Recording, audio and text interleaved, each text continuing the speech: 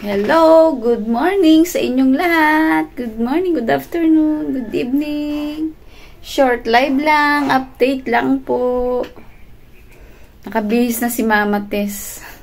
Kasi papasok tayo sa work. Bago pumasok, mag-vlog lang ng konti.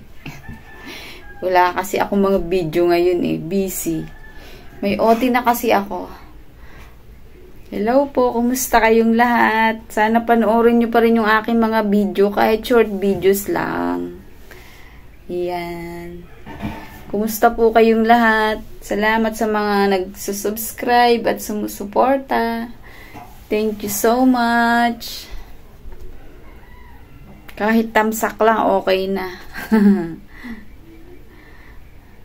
Nababawasan kasi yung ano ko watch hour. Nalalagas.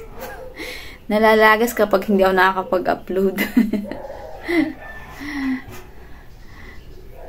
Thank you po. Salamat po. Bye. Short live lang po.